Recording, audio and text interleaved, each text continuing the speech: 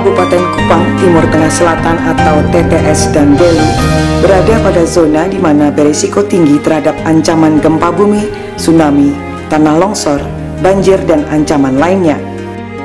Bencana alam yang paling sering melanda daerah-daerah ini adalah banjir dan tanah longsor. Di Provinsi NTT telah dilanda oleh bencana angin puting beliung sebanyak 140 kali, banjir 96 kali, tanah longsor 56 kali, dan 3 kali tsunami. Tahun 2009, terdapat 29 ancaman bencana di Timor Barat yang menyebabkan 26 orang korban meninggal dan sedikitnya 75 orang mengalami luka, serta 175 kepala keluarga direlokasi. Sementara itu dilaporkan bahwa terdapat 3.360 bangunan, jalan raya, dan jembatan mengalami kerusakan. Bila dikalkulasi, kerugian material mencapai 20 miliar rupiah. Anak-anak, perempuan, dan penyandang disabilitas adalah kelompok yang paling rentan terhadap risiko bencana alam.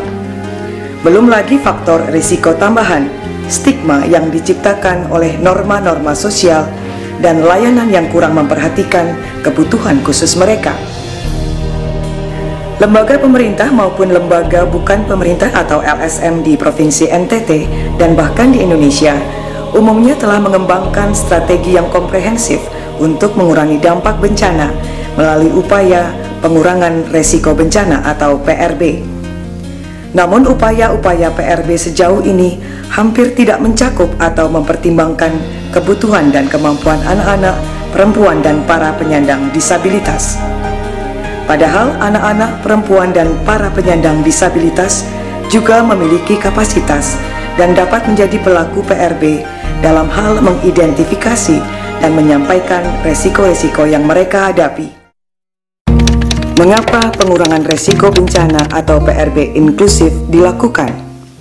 Ada beberapa alasan atau pertimbangan mengapa kegiatan pengurangan resiko bencana inklusif menjadi sangat penting bagi Nusa Tenggara Timur, yaitu pertama, perempuan, anak-anak, dan orang berkebutuhan khusus atau penyandang disabilitas merupakan kelompok paling rentan dalam situasi bencana apapun. Kedua, inklusi adalah atau merupakan hak asasi manusia atau disebut hak dasar manusia dan berkontribusi khusus terhadap pembangunan berkelanjutan. Ketiga, inklusi bermanfaat bagi komunitas secara luas dan membantu meningkatkan ketahanan mereka terhadap bencana.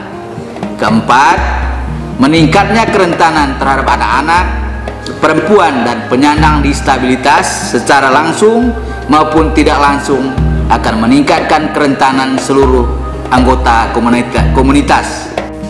Apa itu pengurangan resiko bencana atau PRB inklusif? Selama ini pengurangan risiko bencana ini belum memasukkan teman-teman yang berkebutuhan khusus di dalam ikut melakukan pengurangan risiko bencana, sehingga dengan pengurangan risiko bencana yang inklusif ini diharapkan untuk keterlibatan kelompok rentan, terus keterlibatan teman-teman yang berkebutuhan khusus ini di dalam pengurangan risiko bencana. Pengurangan risiko bencana atau PRB inklusif juga berarti mempertimbangkan hak-hak dan kebutuhan anak-anak, perempuan, dan penyandang disabilitas di semua tahapan PRB.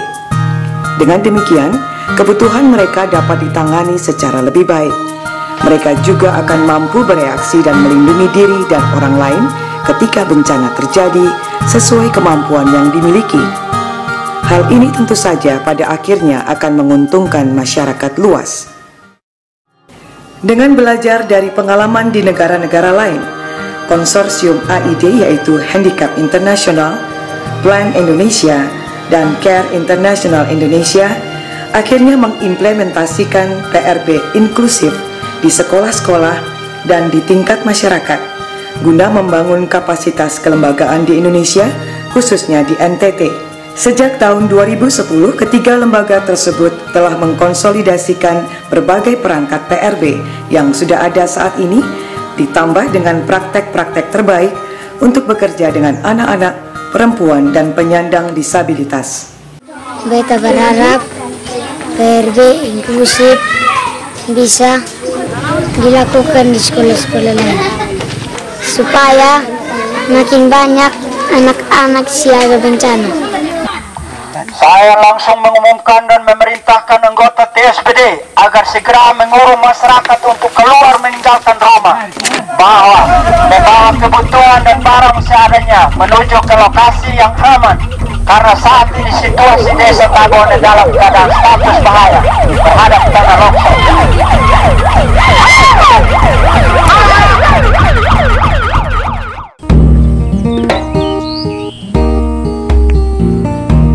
Kami orang cacat punya kemampuan untuk terlibat dalam kegiatan PRB. Untuk itu beta berharap agar kami selalu dilibatkan dalam kegiatan PRB.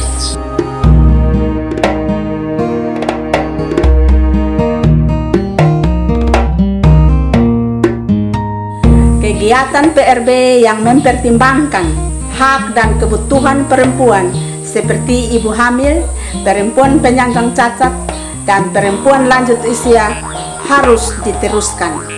Jangan dihentikan.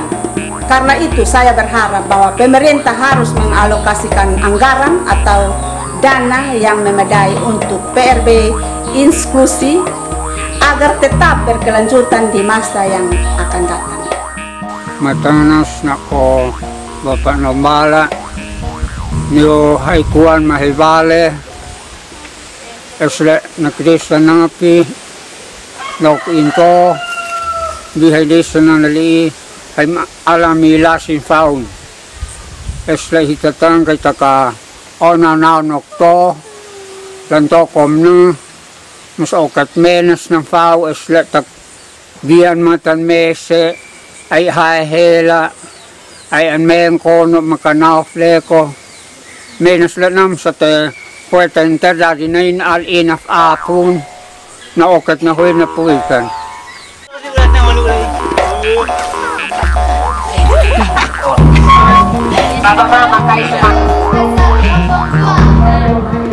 Mengingat Provinsi NTT kami rawan terhadap kondisi bencana, maka harus ada pengalokasian dana untuk kegiatan pengurangan risiko bencana dengan mempertimbangkan kebutuhan kelompok-kelompok rentan di Nusa Tenggara Timur.